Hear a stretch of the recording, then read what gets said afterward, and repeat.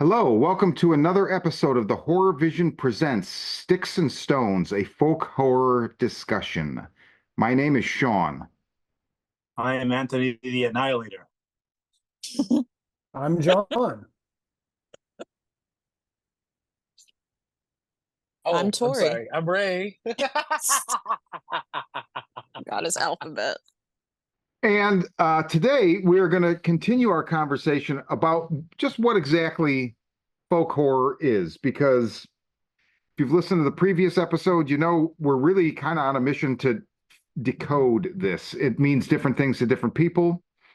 And we're going to spend episodes of our show designated Sticks and Stones trying on different films and seeing if they fit and talking about them. And today, so I just want to give a little preamble here because we're going to talk about Ben Wheatley and Amy Jump's A Field in England.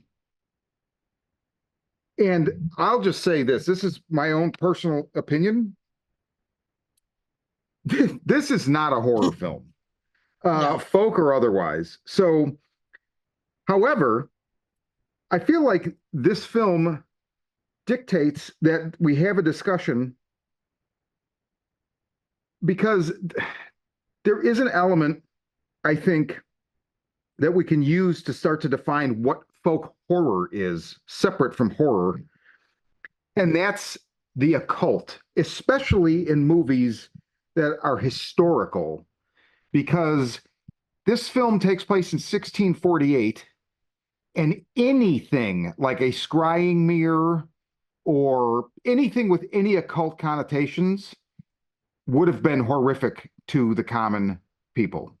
So I think that's how this operates as a folk horror film. However, this is not The Witch. This is not any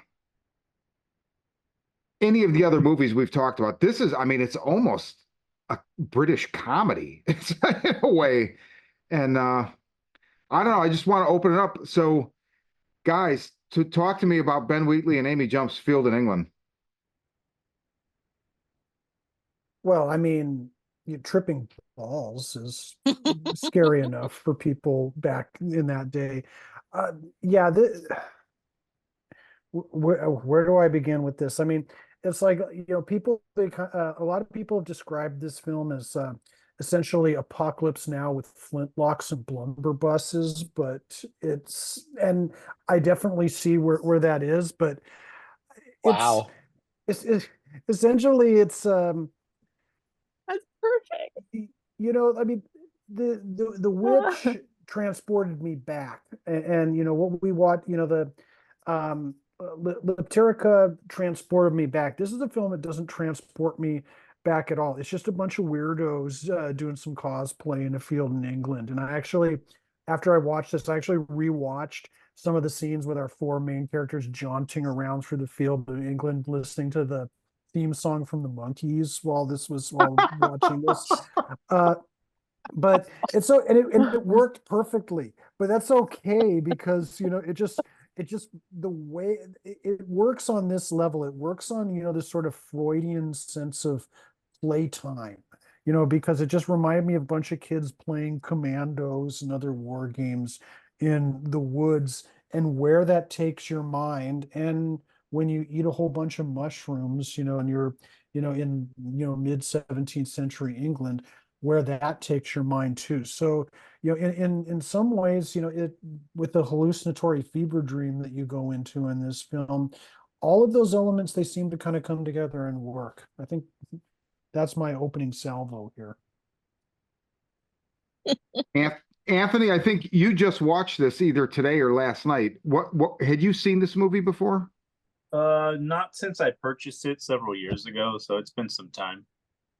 But no, just paying attention to some of the themes of the time, which would be, alchemy and what would be considered any form of devilry, and it seems like all that stuff seems to be isolated in this one little spot, and I think that shines through as far as the overarching theme of what is truly wicked and what happens next when you're stuck with it.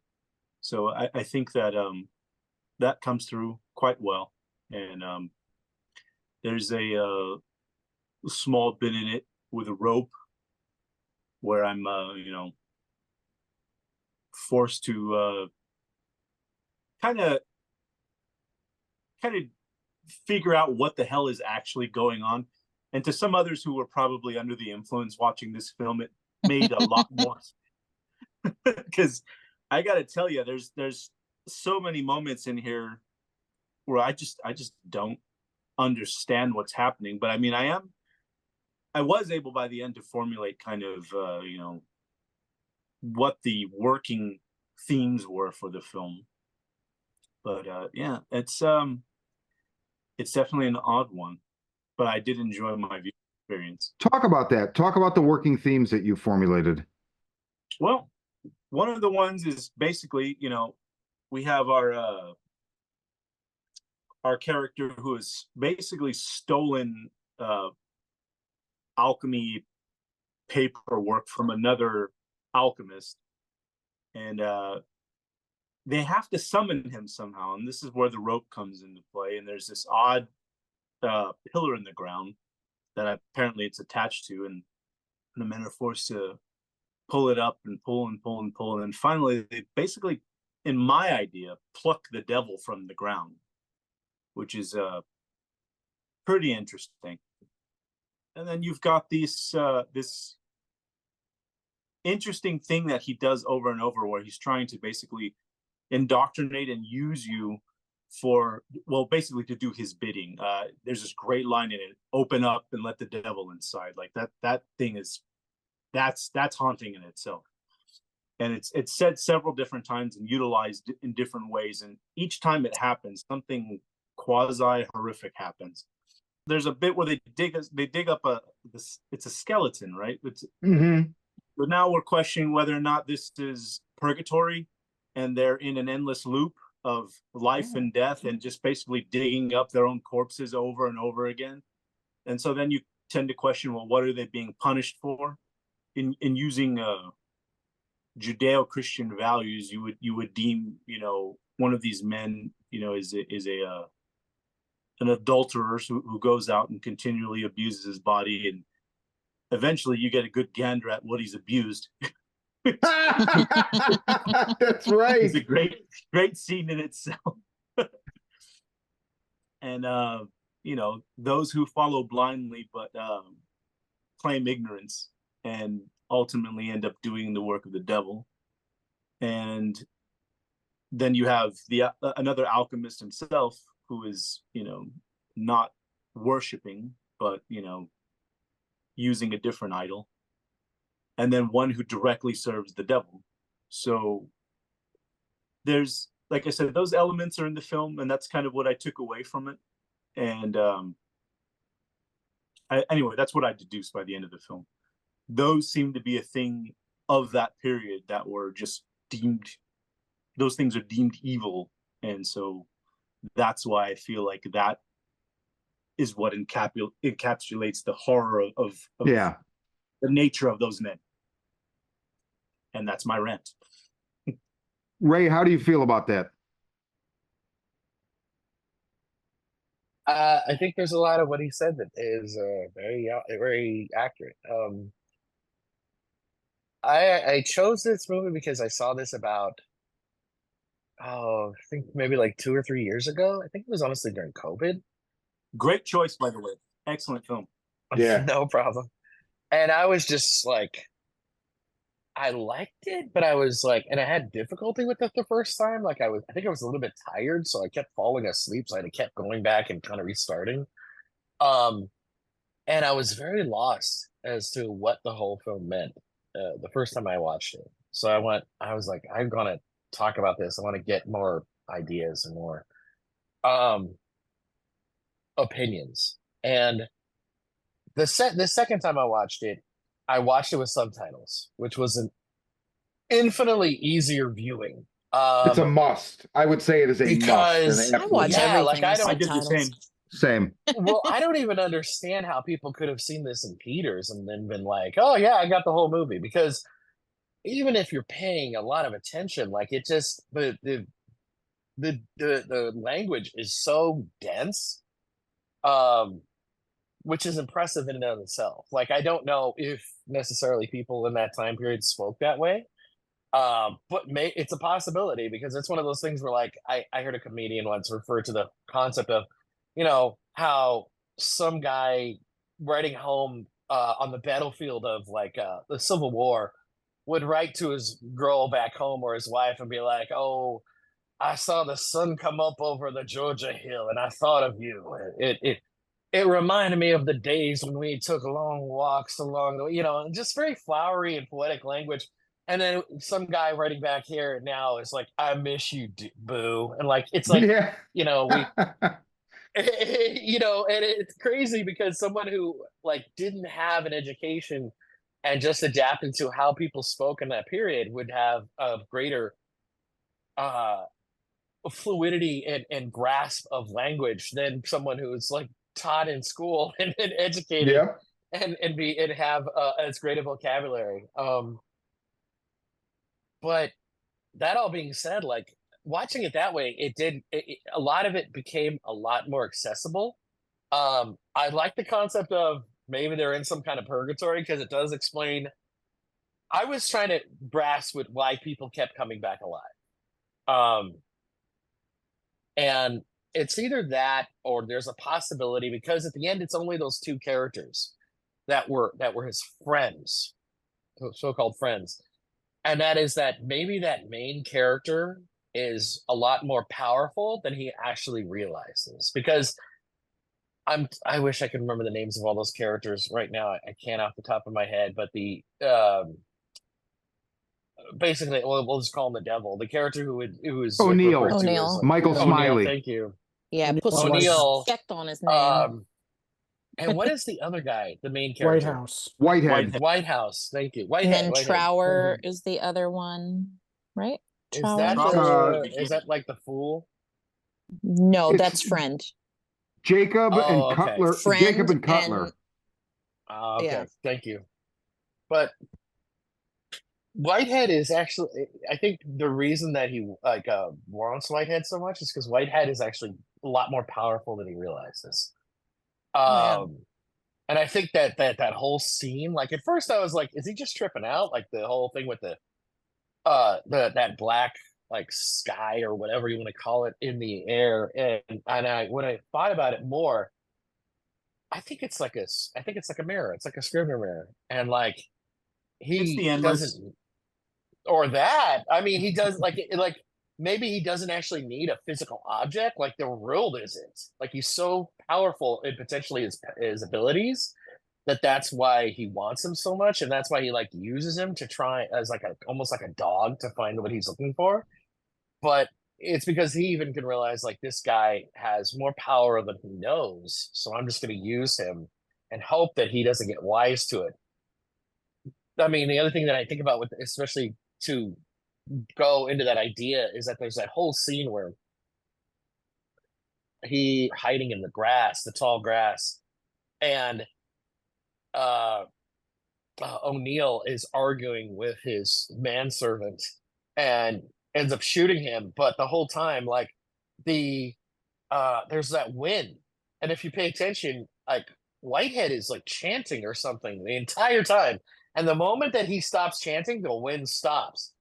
So it's a buried ability. Like he has some kind of like a touch with the cult or whatever from maybe his readings or maybe just natural ability that he's able to tap into. And when he can, he does it, but he doesn't realize it at first. He's so entrenched in the concept of Christianity that I think he's frightened of it, but he's a lot more powerful than I think potentially that he realizes. Well, it's interesting because he continually refers to his master, but you really have at some point you start wondering who's his master, because Yeah. like I was thinking, oh, is this like an allusion to John Dee, who was like but John Dee was dead by 1608, so he was like a court, like Queen Elizabeth court philosopher, but also like a magician. He worked with Edward Kelly. They basically spoke to quote unquote angels, the watchers, and received the Enochian alphabet and blah, blah, blah, blah, blah, the Enochian calls. But it's not that. And I started wondering, is his master the fucking devil? Is that why he's so reliant on Christianity? Because he understands. And it fits with Anthony's whole thing about purgatory. And also that opening, there's a sequence after the dude, Trower, I think it is, gets stabbed. He's like, basically going to kill him. And then somebody runs him through. And then Whitehead turns and it's all foggy and there's two black shapes. And I got the distinct impression that he's actually looking ahead to almost the end of the fucking movie. So that I hadn't considered the circuity of purgatory, Anthony, but I really like that interpretation. Now, saying that, Tori and I'm going to defer to you now, Tori, because we have a little bit of we took it to a bit of a different level than you guys did. That's not putting you down. So Pussies. No, I'm just I had tried to watch this movie twice over the last 10 years, and both times fell asleep and just couldn't get into it. And I knew it wasn't the movie's fault, it was mine. So when Ray pitched this, I'm like, I've had fucking mushrooms sitting in my desk for quite some time. I'm eating all of them, and I'm gonna fucking watch this movie. And I believe, Tori, you also had mushrooms. So Yes. talk about your experience watching A Field in England on mushrooms. Well, I want to hit real quick on what something Anthony said, because Anthony, you Please. talked about like punishment, Yes. and there's a quote from the movie, and I don't remember if it's Whitehead or not, but he says, "I think I worked out what God is punishing us for, everything." So, like, Yeah. I think you really nailed it. Yeah. I wanted to see this movie for a while now, and it's just one of the ones I kind of pass over because I know I have to be in a very specific kind of mood to watch that kind of film. Putting it on and watching this, it didn't feel like work to me. And it's probably the psychedelics. Yep. I had no problem with the English. I really thought I was. If anything, it really helped me focus. And it made like certain scenes more impactful. Because I fucking popped those mushrooms and I was like, oh wait, this is a movie specifically about dudes having a horrible trip. What the fuck am I doing? I want to watch this now. Whoops. That's a bad idea. Oh god. I loved this movie. I thought it was so beautiful. And I think I expected it to be direct horror, and I got more of a comedy. The first movie that popped up in my head was Stand By Me. Oh, interesting. Like four dudes kind of meeting by circumstance and then going on a journey together. And then the other vibe I got from it was Ye Old Jacob's Ladder. You win. You win the evening.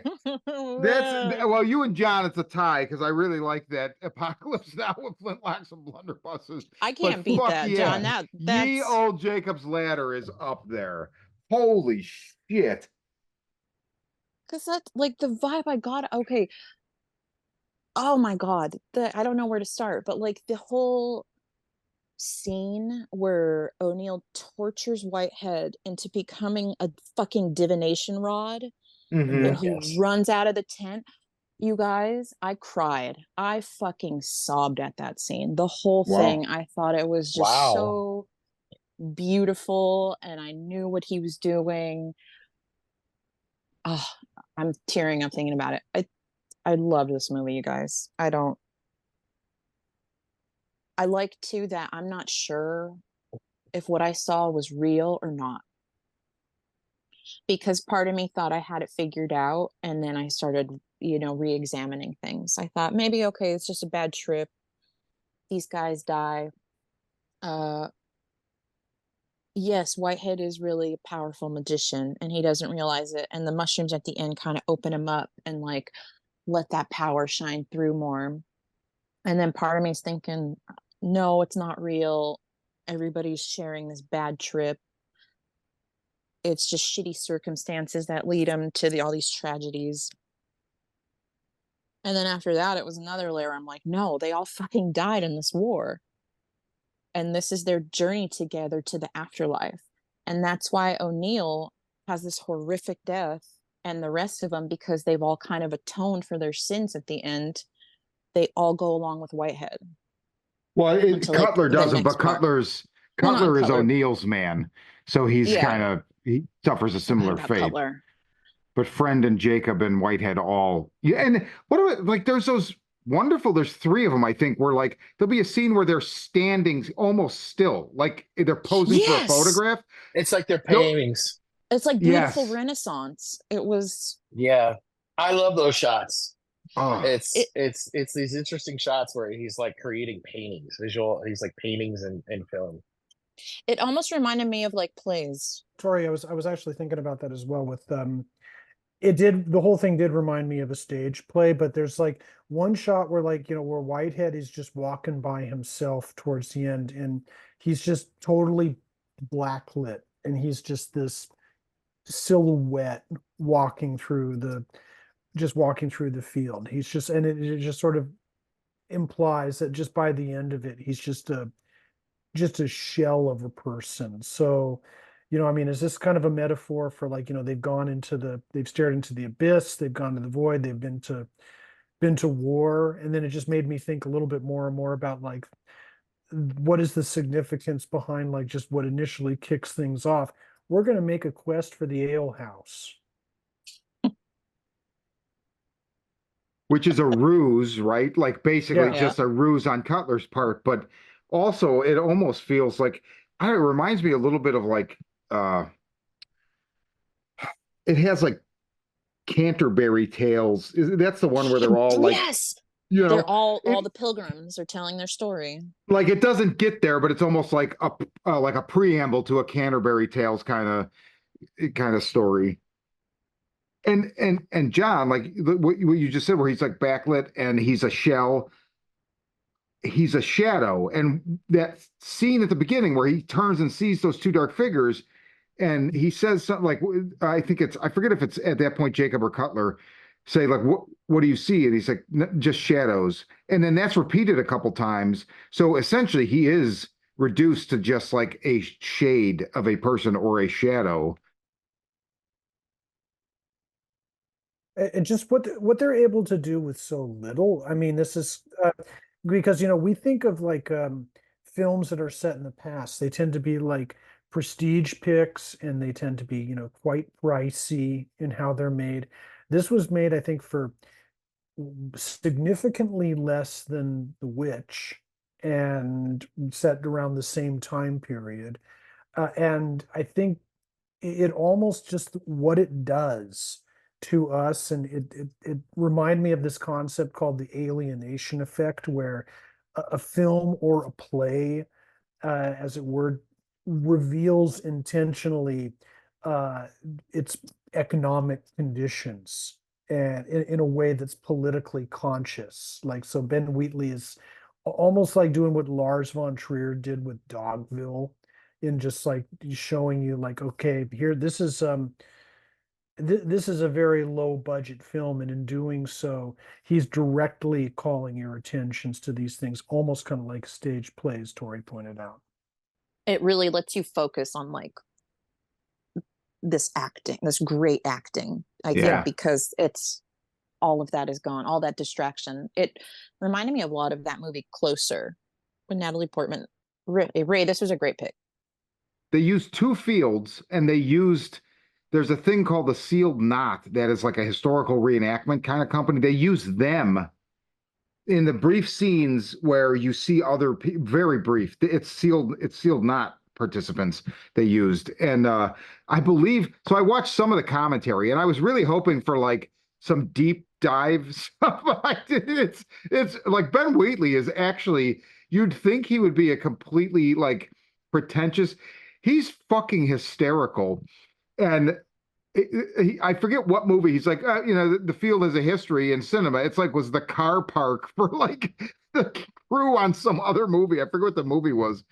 But there's this part. So, okay, I think it's Jacob breaks off. He's like, I'm going to go have a shit.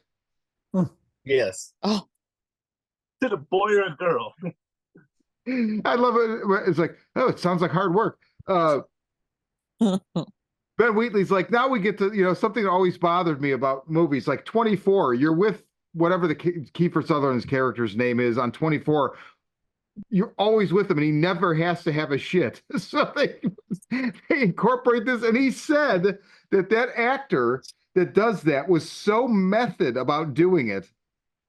He didn't actually shit, but thank goodness, because he would have fallen in his shit. Dude, he threw himself into the nettles. It's like literally really punctured himself with the nettles. Oh shit. Oh man. I thought that was so amazing.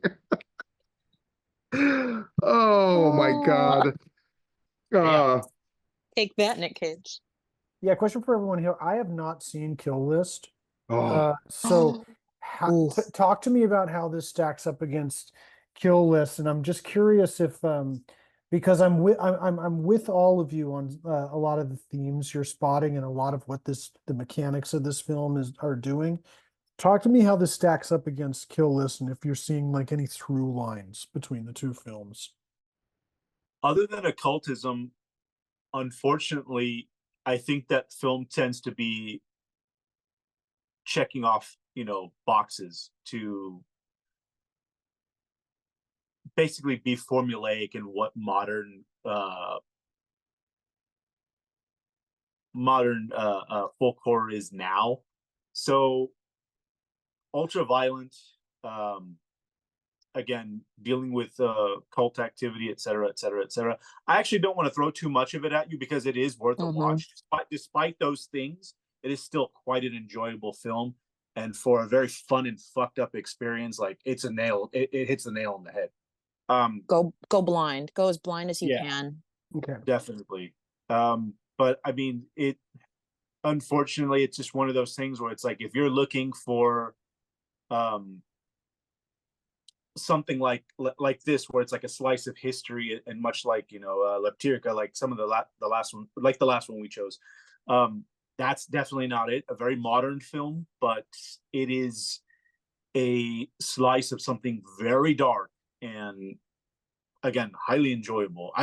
We here still recommend it. It's definitely worth a watch, but oh yeah, they're night and day. They're two completely different films. It's a very different film tonally and how it moves, and this has a the lot violence of humor. didn't bother me in Kill List as much as I'm gonna say two words and that's it because I don't want to give anything away. Don't say it. Family drama. Don't. Oh well. Yeah. It's interesting. I watched, so on the disc, now I have Field in England as part of the Woodlands Dark and Days Bewitched box set that Severin put out. So on that disc, one of the extras is Letterboxd has this thing called, I forget what it's called, something hour, and they have, I guess there's a couple of them. They have Keir Lajeunesse, the woman who did that documentary.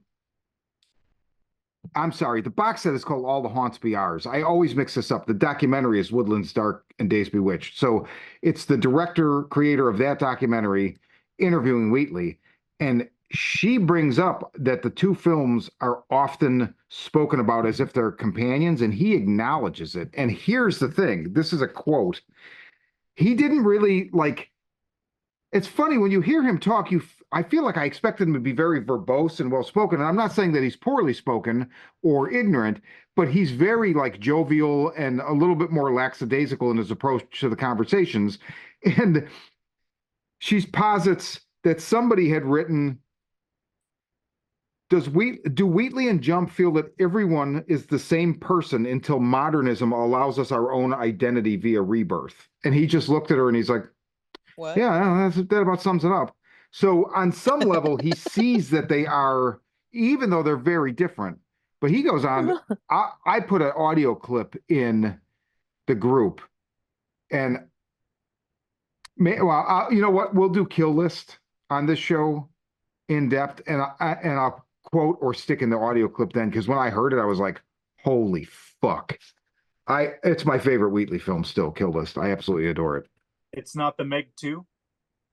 No. That's a shame. Oh, No, it's not. It's not.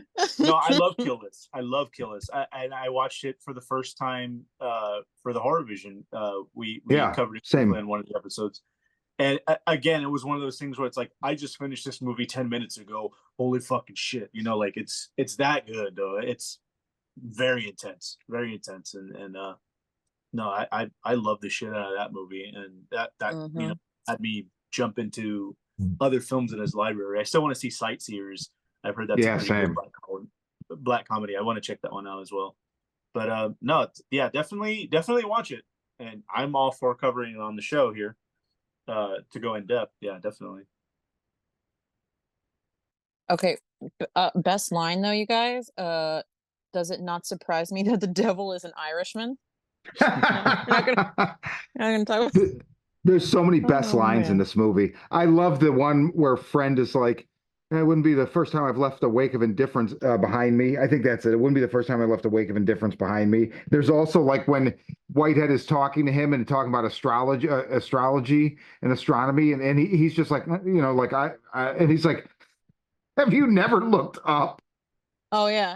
What does he say? Like, I don't go out much at no or Yeah, or something like oh that. Like man. it just doesn't think past the first, but past the next, you know, sensual gratification or whatever. Or Friend's whole message to his wife to his that he wife? wants left to him. I was in love with your sister instead. Oh, I To love burn your that dad's house scene. down. I did. What the Many fuck? times I'd taken her Forcing from us to get behind or married. whatever. Oh my God. I found the actual quote on IMDb for that line. What is When it? you get to the ale house, see a way to get a message to my wife. Anything, Fred, anything. Tell her I hate her. Tell her I did burn her father's barn. It was payment for forcing our marriage. Tell her I loved her sister, who I had many times from behind. What a beautiful prize, Sal. What a romantic way to put it about somebody. What Oh a Oh, beautiful man. so prize, good. Sal. Yeah, I really didn't Lovely. expect this movie to be so funny. Agreed. I think I found myself laughing more times than I was horrified, for sure. Yeah, but I think that made the gore even better because then when it happened, you're like, "Oh shit, Oh yeah, okay, Hmm. I it comes as a relaxed." shock. Yeah, Sean, did you see any did like your visual enhance or anything? I felt like mine did a bit. So the you know, colorized. no, No. yeah, we're Technicolor. Neon. My mushrooms were a little older and I hadn't had them in the freezer, so they weren't as potent, but I ate a bunch of them. And so where it really kicked in, there's a scene before they get to the stew, right? Which I didn't catch it. There's connotation that they're eating people. Um, along with the mushrooms. But before they get there, it's a wide shot of the four of them coming down, you know, like a Stand By Me shot. They're kind of slowly making their way down this hill towards the camera. And I think it's Whitehead has that like kind of cape thing. And Hmm. the way it's shot, I think it's slowed down, but I'm not sure. But the visuals were amazing because they looked like people, but then it was almost like a Rorschach, the way, if you ever see the Rorschach when it moves, they Yeah. had that kind of, um, but then at some point I yawned, and if you're on mushrooms and you yawn, that's when you're like, okay, I peaked, I'm coming down. I was like, oh shit, that wasn't that much.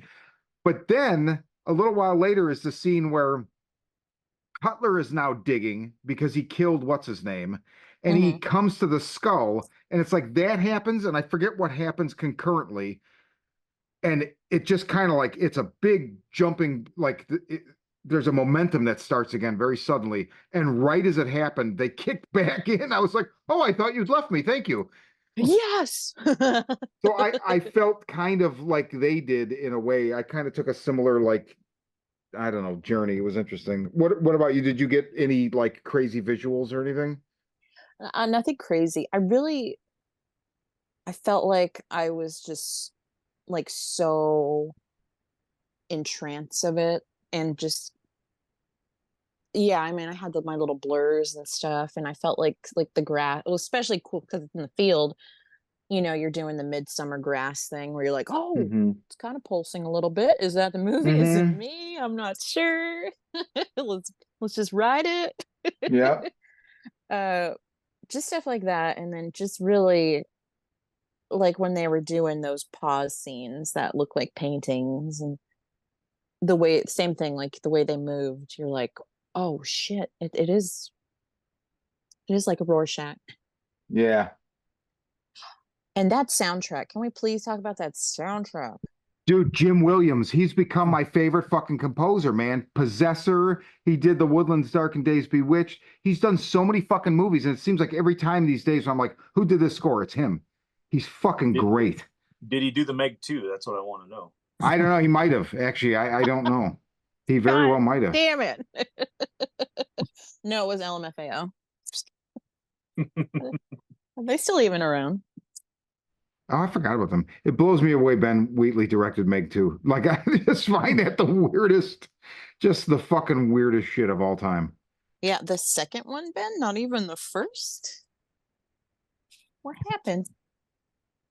Uh, Ray, so you Yes, sir. mentioned you drew at some point in our text thread when you talked about this was going to be your pick. You referenced Shakespeare, and you're better read in Shakespeare than I am. So talk about, 'cause I definitely get a Shakespeare vibe. There's no fucking doubt, right? But talk about that a little bit. Wow. Well, I guess what I was really referring to primarily was just the density of the language. But I mean, there could certainly be found elements of the Tempest here, like with the occultism, Prospero having these abilities and toying with things that he doesn't quite understand. Like I think one of the things that we discover as the film progresses is that O'Neill professes to know things that he doesn't quite understand. Like I think he's barely grasping at things that he can get. Yes, definitely. As the film progresses, and like he isn't as powerful as he seems. He is. I mean, just the way that Egotistical. yeah, he's super egotistical. But I mean, just the way he dispatches his man, like he shoots him. Is Well, that a I great mean, wizard? O'Neill is already this, egotistical dude because he thinks he's better than his master. He stole from him, he left. Yes. He doesn't want to learn from anymore, so he thinks he's learned all he can from him. The one thing I would like to get a better understanding of, or just an explanation of, is that when they fight, well, I guess finding him is the way to put it. Is he? We're trying to, okay, because I was trying to grasp that because at some point they're pulling the rope, but then the rope starts to pull in the opposite direction, and then he emerges. So, was he like buried, or was he like in between dimensions and like hiding almost in like a plain sight, That's but how I take couldn't it. get Yeah. get himself out? So then again, that actually shows how great his powers are, because he can anchor himself outside of reality, but he can't bring himself back into reality. But I think that also shows how powerful Whitehead is, because Whitehead was still able to spot Yeah. him. Yes. See, I think O'Neill is a pretender. He takes that scrying mirror, and what does he do? Like he's staring into it, right? And so the whole thing with the Yeah. scrying mirror, I spent a large amount of time for a couple of years, fucked out of my head once a week, staring into a scrying mirror. You unfocus your eyes and you stare in it long enough where you're supposed to get these general impressions or whatever. But and I thought this, and it's even said in the commentary. The suggestion is that he's actually just like basically checking how he looks. It's all bullshit with him. That's how I understood it. It's all bullshit. He's got a scrying mirror. He's like checking his look, right? And I think whatever he fucked, and it goes back to, is the master the devil? Because now so Whitehead has this master, and O'Neill also had this master and Cutler, like, so it's like he took something that didn't belong to him and then absconded with it and potentially got stuck. And so needed to send Cutler to find Whitehead to get him out, right? Mhm. Exactly. And even Whitehead says, like, oh no, I'm in the library the whole time. All I do is read and study, and I have questions. I have questions now. Which also is very funny because I had a definite connection with that line because I was deeply into occult for a couple years, into the occult for a couple years. And at some point I realized that you get to this, and this is, I feel like this is even more now. I mean, I haven't really been that into it in a long time. I mean, it's still kind of something I carry with me, but I'm not as in, I mean, I used to just read constantly. But at some point I realized my version of doing this is just buying books and reading about it. It's not actually like, while I did consider myself like somewhat of a attempted practicing chaos magician, a lot of it just becomes like you're just constantly reading and acquiring books. But I was like, so I'm just being marketed to. And when I started working at Borders was really, that was kind of the last drop because you see that section and you talk to people that go into that section and it's replaced the actual practice, you know? So I thought that was funny that he's like, I just spend my time in the library reading all day. It's like, yeah, you're not actually doing anything with it. But once he field tests it, oh, well, what do you know? And maybe that's why he eats all those mushrooms. And that's how a big thing with practicing the occult is you have to sidestep your own id and ego and get to something deeper. And he definitely goes somewhere deep because, dude, he crams a shit ton of mushrooms in his fucking mouth. And it happens ego death. Yeah, Like ego if death, like that, exactly. yeah, that's like what is it called? Like because I've done mushrooms a couple of times, but I don't think I've ever done this much. But it's called the heroic dose. Is like Yes. the ultimate level in which creates ego death. I mean, that's definitely something I don't know that I've had some wacky experiences on both LSD and mushrooms, but I've never had what I would consider that. And you know, it now, I mean, I don't know that there was a time when I chased it, but I don't know that I don't know that I would mentally or emotionally survive that. Or it could be fantastic. I don't know. But it definitely works. Well, does it? I mean, so like really, what do you guys think? Do they transcend the cycle that they're trapped in, if that's what it is? Like, what do you think about the John? What's your read on the way that these characters finish the story? Does it start over? Is it done? Yeah, no, I think the cycle is. I think the idea is the cycle's just going to go on and on and on. It's like they've come off the trip. You know, those that have survived, and because of just everything that's lurking in the back. Because you have to kind of also remember that it's not just the specific setting and like the political and social upheaval that's like lurking in the background, even though they've managed to kind of just shove all that aside and just kind of enter this other dimension, if only just temporarily, you know, and that becomes sort of a microcosm of what, society is experiencing at large, both in the world of the film and outside the world of the film when, we're just like we're when the UK was seeing, like, the rise of, right-wing populism and everything like that. It's just the idea is just it's just going to go on and on and on, or at least that's what I'm thinking that Ben Wheatley's getting at. That's what it left me with. Like he because he does kind of wander off into the fog and just reunite with you know his former companions. Yeah. I feel like it's much akin to the Endless, where this time they did figure out a way through companionship to be able to rid themselves of the presence that oversaw everything. But now that they've done away with it, it's just them. So they're still paying for the quote unquote sin. Mhm. But now they're at least able to proceed in a way where they've got friendship now. So, it's like that's all you need. And basically, it's the good company in hell, and that's my takeaway from that. I think Ooh, I like that. it's still a loop.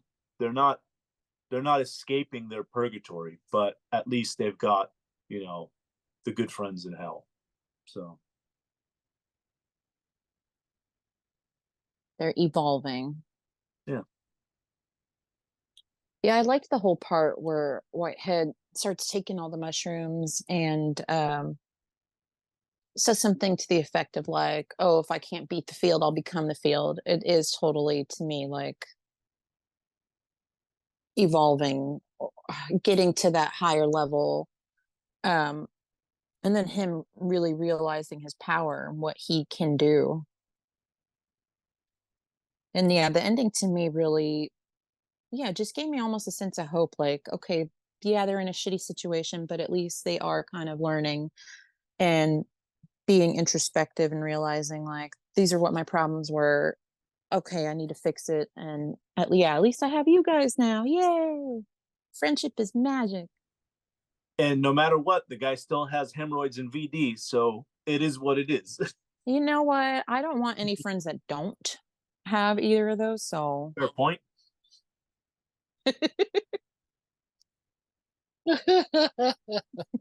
Oh my god. what? Shows you've been Oh, Lord. around a while, right? Just kidding. I really love this movie though, Ray. Thank you. This is a good pick. No, no Yay! Yeah, problem. No problem. solid. I had The a lot of the fun. purgatory is a new angle. I mean, I was getting it the second time around, but it does make a lot more sense than what I was just kind of lost the first time I watched it. So that does, yeah. I like the concept of like found better company in hell. Like, you know, Yeah, that's great. what would John Paul Sartre say? Oh my goodness. Well, I mean, Mm. they do say, it's like, I forget what the quote is exactly, but it's like, the field will consume you, then I'll become, or you can't leave the field, then I'll become the Yeah. field. Yeah. And I mean, I get a sense maybe that I don't know if when he sees that black orb in the sky, I don't know if that's he's staring at ego death, he's staring back at The darkness within him. yeah, very very well said. Um I would like to point out to tie this into our previous episode's conversation when we did the Shrine and Lepterica. So two of the things we talked about, so folk horror elements, like folk is literally like Old English, it would be FOLC, and it's German Volk, it's common people. And these are who fought wars. These are common people, right? Mhm. But also, there was this idea that in Woodlands Dark and Days Bewitched, Howard David Ingham talks about we don't go back is the primary tension of folk horror. And I really liked when he said that, and I wrote it down and I referenced it in the last episode. I'm going to reference it again because it's like I know what that means, but I also don't know what it means. And I feel like it can mean something. I feel like if some of these ideas fit the movie we're talking about, then I would definitely say I could define this as folk horror. And I mean, it is like we don't go back. They don't go back. They, Mhm. it's literally they have to go forward. Even though forward might mean they're going back through the loop, but they can't back out of the loop, right? Like if you're going forward in a loop, you're going back, but you're not because you're still going. It's constantly going forward. If you could back out of the loop, you would stop it, and they can't.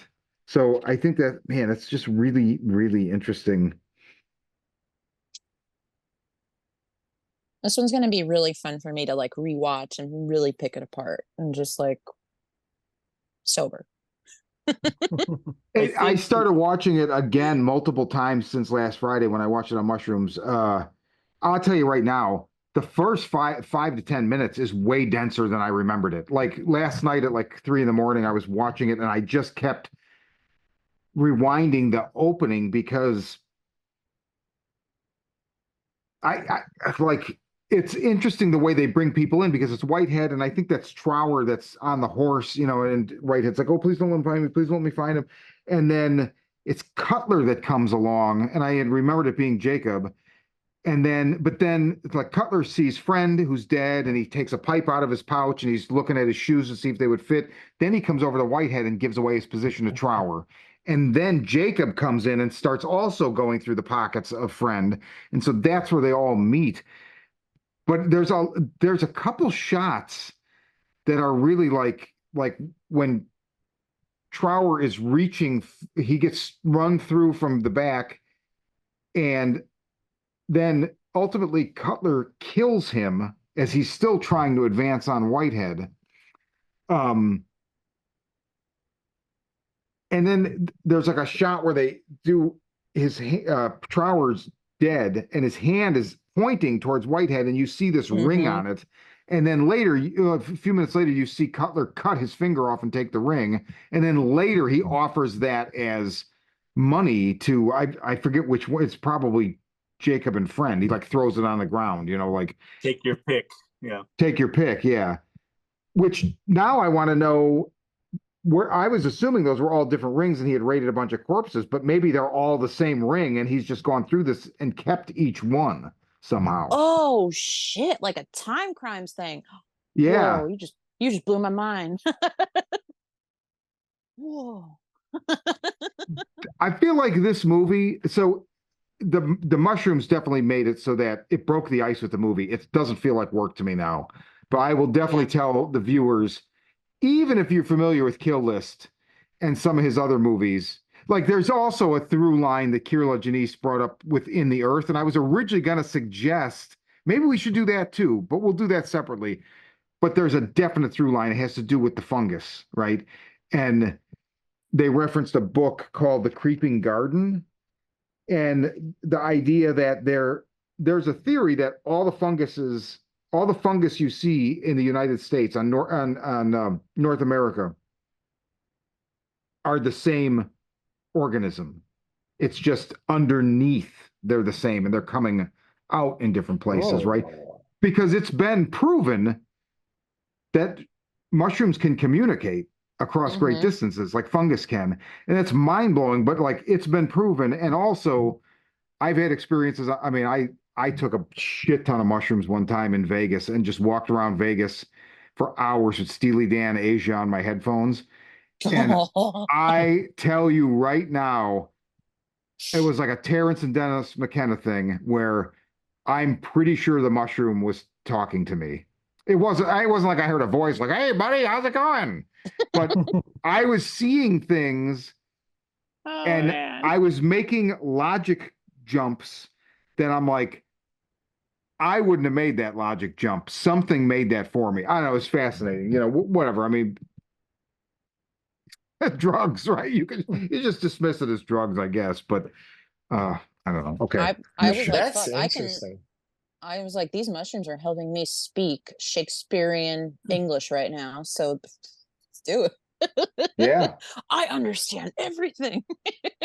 I had never heard that thing about mushrooms communicating with each other as one big organism. That's an interesting concept. Yeah. There's It a adds book I a whole read like new 25 years ago about it. it adds a whole new interesting level to. Did you ever see the horror movie that was on Shudder, Super Deep, the Russian horror film? I saw bits and pieces of it on Shutter TV, but I never saw the whole movie, so I don't The have whole- any idea. Which one, Ray? Super Deep. Not Super Oof. Jail. Super No. deep. Super Deep. Like, That's the name of sounds the like film. porno. No, it was an interesting film because it was like it was I guess you could kind of say like it was a little bit like The Thing or some other films like that. Basically, these Russians dig so deep into the earth, they get to this. They have this underground lab, and So it's the everyone in Meg it. too. Well, everyone kind of Okay, I'm joking. disappears. Like they lose contact, and so they take this special forces group, and this woman who's a scientist, and they go down, and what they discover is that everyone that's left has been like taken over by this fungus that is slowly turning them into like this spore fungus creature, and it's all it lives off of heat, so the deeper they go down, the hotter it gets. um and it's like the fungus literally starts to take them over, and they become this whole other creature, this thing that's trying to come get itself out of the earth. And she figures out what's happening, and that is like is trying to like close off the mind, because she figures out it's some kind of like organism that is trying to free itself from deep within the earth and basically take over the whole earth again, like that it happened many times, like it happened eons before. So it's Slither. I'm joking. I'm being a jerk. So akin to The Last of Us, where the cordyceps take over mankind, and all the corpses are lying down. They're all kind of dormant. Nobody's really up and about. They're dormant, and then they communicate, and something happens, miles away. Flickers. Because it's a hive mentality or hive mind, one senses it a mile away, and all of them get up immediately. Yeah. So it's pretty cool.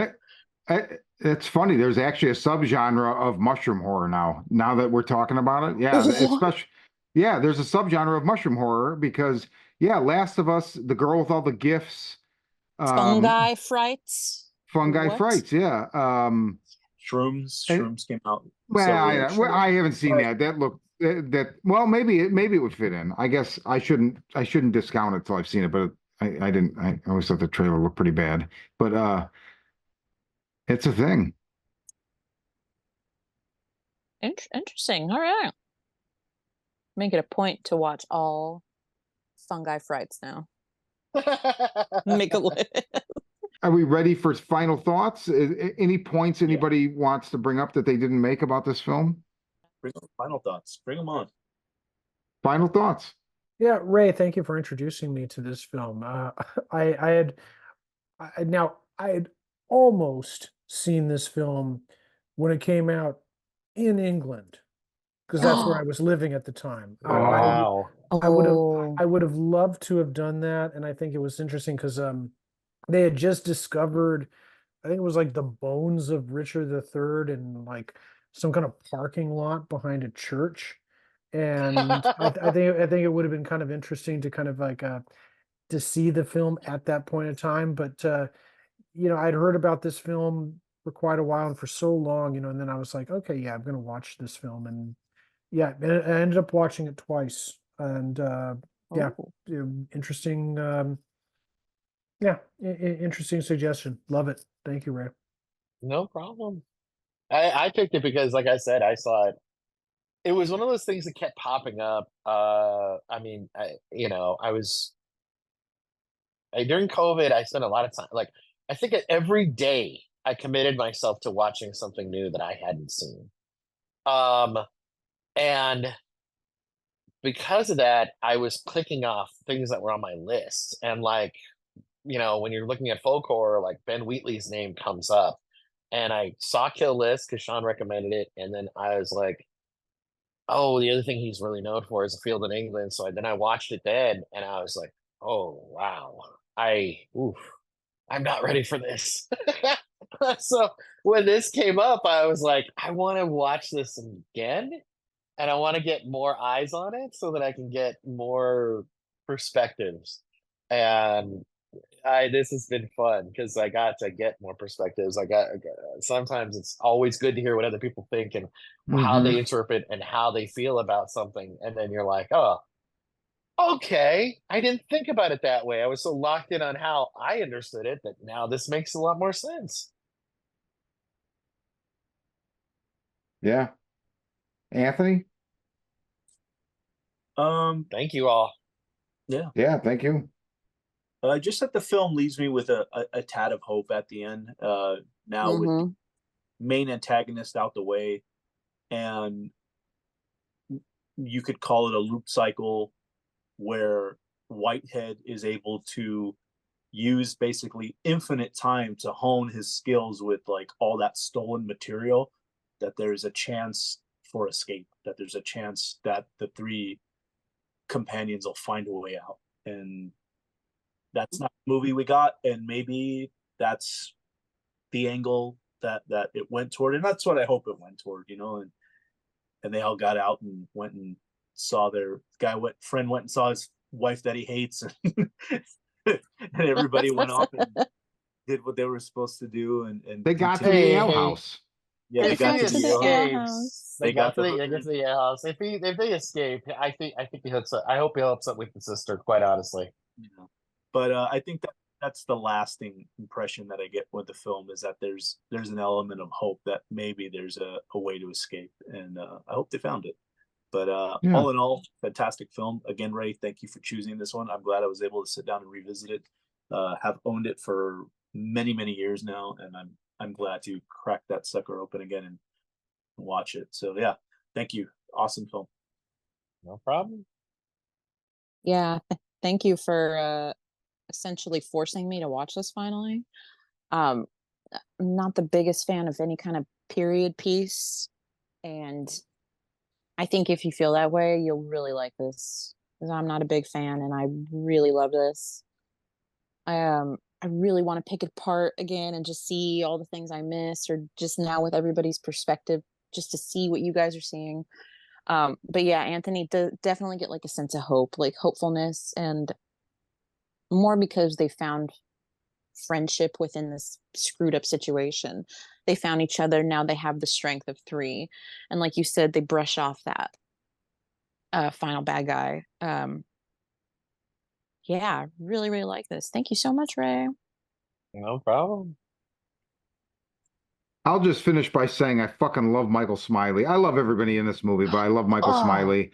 And a takeaway I had from the commentary was they talked about, so that grass, there was something about that field where something with the dirt where the grass ended up being just perfect, right? But with 40 crew members trouncing about, setting up whatever, you know, you could destroy the grass. So they had to like basically have like micromanage where everybody was, because you can't trample anywhere you move as a crew member, you might trample the grass, and then if you're going to shoot there, it doesn't match. So it was like actually it sounded like a very intense, difficult thing, just managing this, like, oh, we've got this perfect grass, but also it's going to work against us just in the most pragmatic sense of actually making the film. And I just thought that was, it's almost like a purgatory of their own design for the crew and the filmmakers. And I feel like it just fit. That just fits. Of course, you know, it's like that, like Brian Wilson, you know, there's all those like weird stories about like how, you know, he did the fire truck, whatever that song was, and then like something burned down, or like, oh, here, Gilliam with God damn it, Don Juan, right? Mm-hmm. Like he goes to Oh. film it and there's a fucking flood in the desert. You know, it's like all the shit where it's like, how could this possibly, like, are we making this happen just by being here? Like, are we the microcosm affecting the macrocosm, and it's biting us in the ass? So I just thought that was fascinating. And I'm really happy. Again, I will also thank you, Ray, for picking this, because again, it's one I tried and I really wanted to watch, but because of those two false starts, I just had trouble approaching it. And I could throw it on any time now. I already know the ice is broken. I just really, really enjoyed it. Really enjoyed That's it. cool. So, and I feel like it adds another facet to this discussion about folk horror and kind of helping to define what it is, because it's something we take, it's just the genre and the fans and the world at large takes for granted now. But I just don't want it to become that steampunk analogy of like, just get your checklist and make your in. As long as you have these 5 things, you can call yourself folk horror. Like, I mean, it's fine, I guess, ultimately, but that's not going to be where the discussion for this lies, because it's historical horror, folk horror. So there's a lot to play with and a lot to talk about. And that's what we do. So, all right. Well, for the Horror Vision Sticks and Stones, I'm Sean. I am Anthony. I'm John. I'm Ray this time. And I'm Tori.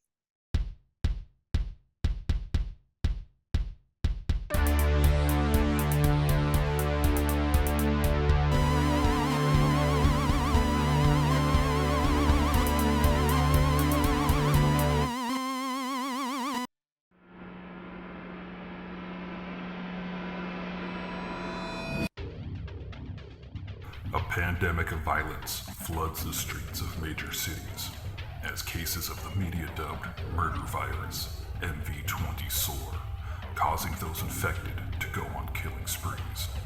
Caught in the middle, police detective Angela Miller finds her only trustworthy ally in the self-proclaimed psychic PI, Gerald Henry. As the two try to navigate the violence, they are drawn into New Age guru Abramelin Harvest's plot to heal the planet. Harvest's missive? The world is sick, and humanity is the infection. The cure?